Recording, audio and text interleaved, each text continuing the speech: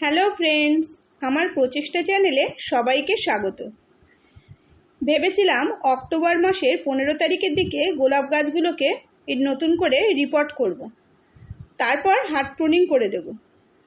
কিন্তু এই যে গোলাপ গাছটা দেখছেন, এই গোলাপের কালারটা খুব সুন্দর, পিঙ্ক কালারের একটা গোলাপ।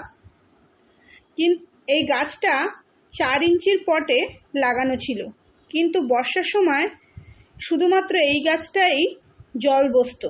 তো তখন আমি আর বর্ষা হয়েছে তাই কি প্রচণ্ড গরমে বা বর্ষায় গাছটা আমি রিপোর্ট করিনি।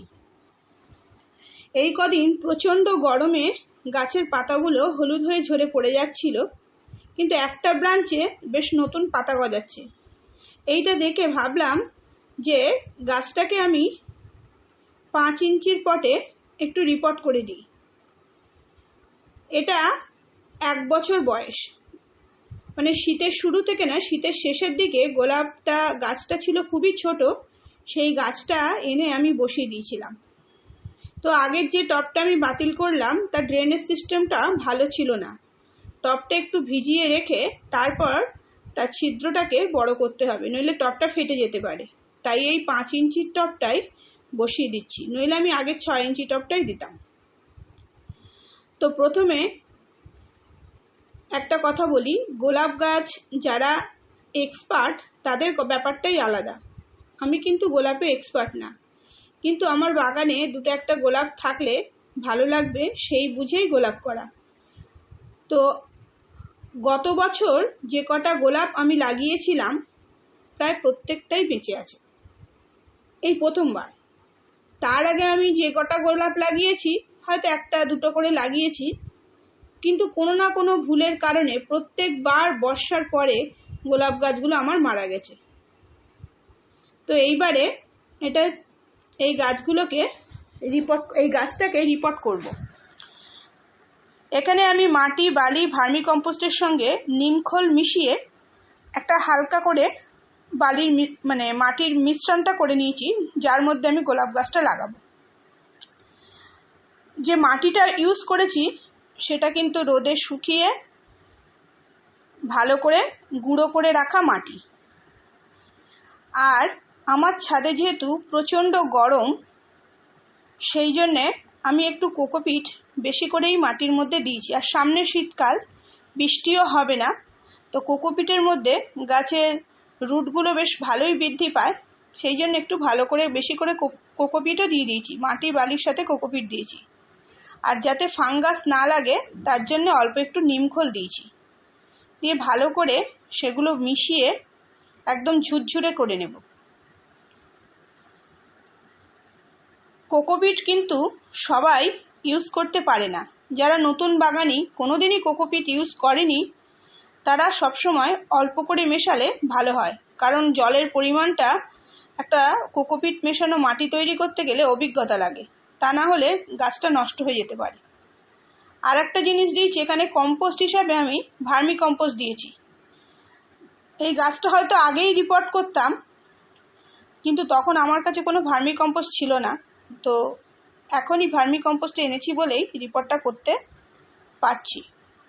আরও আর একটা কারণ, সেপ্টেম্বর মাসটা প্রচণ্ড গরম পড়েছে।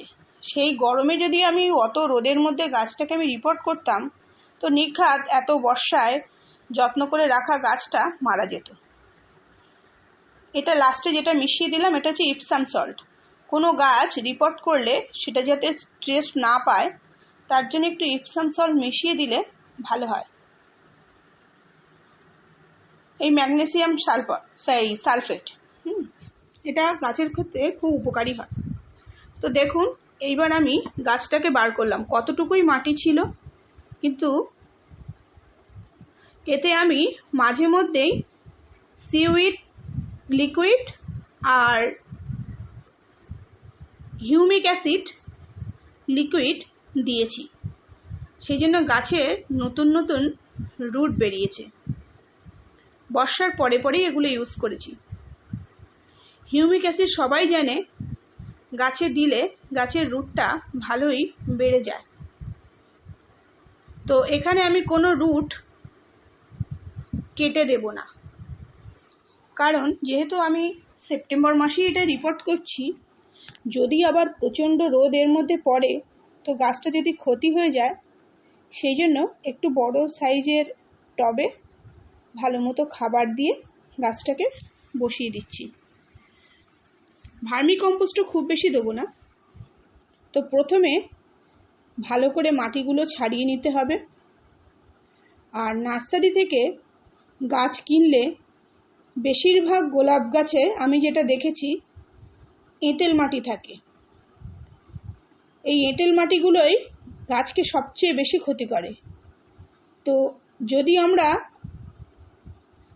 গত বছরই এই এঁটেল মাটিগুলো ছাড়াতে যেতাম তাহলে গাছের ক্ষতি হতো।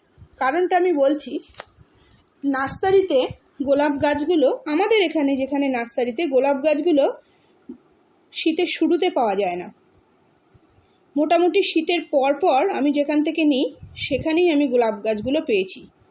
তো যখন অক্টোবরের পর নভেম্বর মানে কালী পুজোর পর গোলাপ গাছগুলো আমি নিয়ে এসেছি, তখন আর যদি আমি পুরো মাটি ছাড়িয়ে রিপোর্ট করতে যেতাম, তো ওরা তো খাবার দিয়ে গাছটাকে রিপোর্ট করে মানে মোটামুটি গ্রো ব্যাগের মধ্যে রেডি করেই দিয়েছে যাতে শীতের ফুল হয়। সেই ফুল দেখে গাছটা আমি নিয়েছি। তো সে বছর হয়তো আমি যা দুটো একটা ফুল পেতাম না। সেই জন্যে তখন সেই কথা মাথায় রেখেই আমি কিন্তু গোলাপ গাছগুলোকে পটিং করে দিয়েছিলাম। কিছুটা এঁটেল মাটি ছাড়িয়েছিলাম, আর যেগুলো একেবারে গোড়ায় মিশেছিল সেগুলো ছাড়াইনি, অল্প রেখে অন্যান্য বালি একটু ভাগ বেশি দিয়ে মাটি তৈরি করেছিলাম। তাতে আমার খুব একটা অসুবিধা হয়নি। আর একটা জিনিস, গোলাপ গাছ করতে গিয়ে আমি যেটা শিখেছি, গোলাপ গাছ কিন্তু মাটির পটে রাখাই ভালো। প্লাস্টিকের পটে রাখলে খুব সমস্যা। কারণ আমার এই 3 তলার ছাদের ওপর যেভাবে রোদের মানে কি বলবো তীব্রতাটা থাকে, সেখানে গোলাপ গাছ গরমের সময় বাঁচিয়ে রাখা খুব কষ্ট। প্রথমত দুবেলা জল দিতে হয়, আর একটু রোদ থেকে মাঝে মধ্যে টানা রোদ থেকে না রেখে সরিয়ে রাখতে হয়। এবার তাতে যদি প্লাস্টিকের পট থাকে, তো আমার বেশিরভাগ প্লাস্টিকের পটেই নষ্ট হয়ে গেছে। তাই মাটির পটে এবারে রেখে এবং ঠিকঠাক মাটি তৈরি করার পরে গোলাপগুলো বেঁচে আছে। তো গোলাপ গাছটা বর্ষার সময় জল না লাগে, তো জল জমে যাচ্ছিল বলে বেশিরভাগ সময় কাত করে করে রাখতাম, তাই গাছটা যেন একটু বেঁকে গেছে। তাই এখন রিপোর্টের সময় গাছটা অবশ্যই ভালো করে সোজা করে বসিয়ে দেব। আর মাটি যেহেতু খুব হালকা মাটি, তো ভালো করে চেপে চেপে গাছটা বসিয়ে দেব, যাতে জোরে বৃষ্টি হলে গাছটার কোনো ক্ষতি না হয়। মাটিটা যদি চেপে বসানো থাকে, জোরে বৃষ্টি হলেও গাছটা কিন্তু পড়ে যাবে না। কেননা একবার তো এটাকে আমি রিপোর্ট করেছি, মানে গাছটার রুট নিয়ে একটু অসুবিধা হলো। তো সেটা যদি আবার পড়েও যায় তাহলে আরও সমস্যা হতে পারে। সেই জন্য ভালো করে চেপে চেপে মাটিটা দিয়ে দিচ্ছি।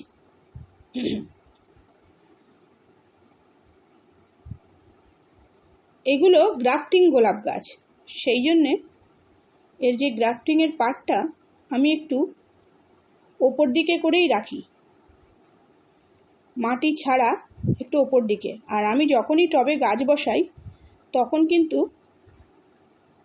সবসময় 1 ইঞ্চি একটু খালি রেখে গাছ বসাই, যাতে আবার পরে খাবার দিতে পারি। বিশেষ করে গোলাপ গাছে তো অবশ্যই, গোলাপ জবা যে সমস্ত গাছগুলো একটু বেশি খাবার পছন্দ করে।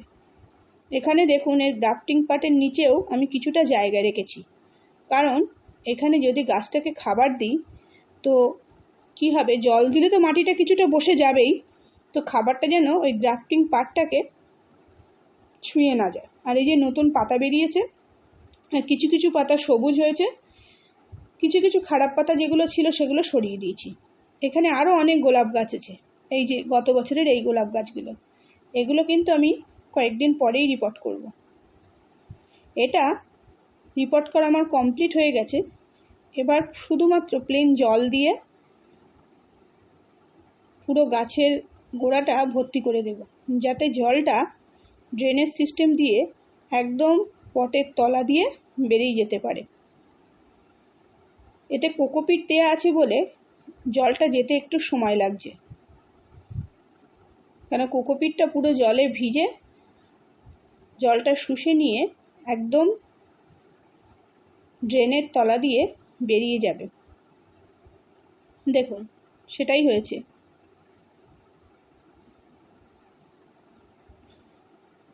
এইবার কি করব, গাছটাকে একটু ছায়া জায়গায় রেখে দেব। ছায়া জায়গা বলতে যেখানে সকালবেলার হালকা রোদটা পড়ে, কিন্তু তাও পুরো রোদটা, সেই রোদটাও গাছটা আমি লাগতে দেব না। কিছু কিছু বড় গাছ আছে তার তলায় আমি